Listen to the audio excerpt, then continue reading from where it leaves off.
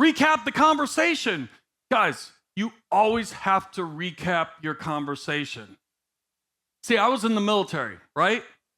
When you're in the military, you kind of want to recap on things because if there's guns and hand grenades and stuff like that, you want to double check, right?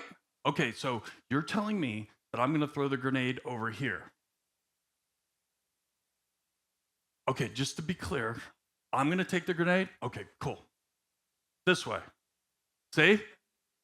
That's the important stuff, is recapping. It's kind of like, have you ever been to a restaurant where there's maybe 5, 6 of you, and they're going around taking the drink order, the food order, they go around, and they're like, okay, great, we'll get the drinks out, appetizer started, they walk away. Then all of a sudden the food starts coming out, and it's all jacked up. Does that ever happen to someone? It sucks, right? All the waiter had to do was just say, hey, real quick, I just want to go around the table and make sure I got everything. Okay, you got this, you got that, you got this. Boom, boom, boom. No problem, right? Why don't we do that with our clients?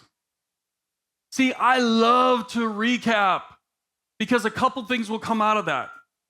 One, maybe you missed something, which is fine because you're having a conversation. That's why you recap, to make sure you didn't miss anything. Or two, the client forgot to throw in something. Like maybe, oh, yeah, I almost forgot. Make sure it's a 2-story. We don't like single story. Or we don't want a pool. Hey guys, Dave Panozzo here. Real quick, I want to interrupt this video to share this with you. If you are struggling or got something going on in your business that is just kicking your ass, listen, I want to help you. So text the number below, get back. Okay, we're going to get back your time. We're going to get back to the basics. We're going to get your mind right.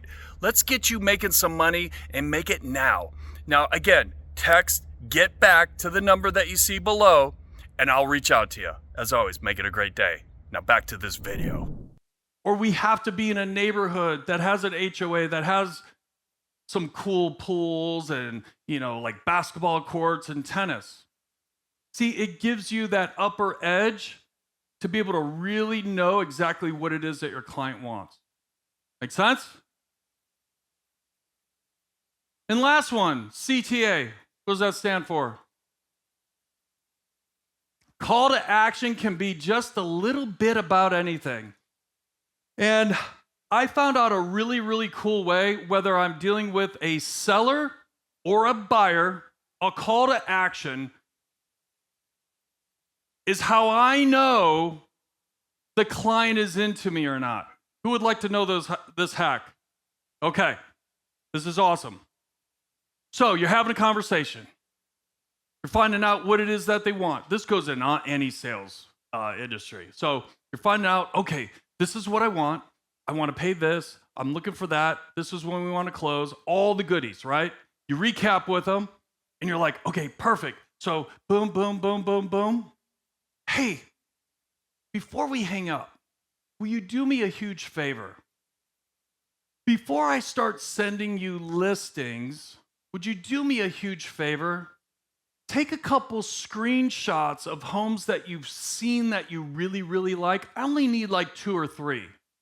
Would you mind texting those over to me? So then that way, with the list that I send you, I don't waste your time with sending you stuff you don't want to look at. Oh, not a problem, Dave. No problem. Okay, great. Click. So if I had a very meaningful conversation with the client and we were into each other and he was into me, I'm into that, I know that as soon as I hang up, I'm going to start seeing my text going off, going boop, boop, boop. Got him. Because see, we listened to one another. We heard one another.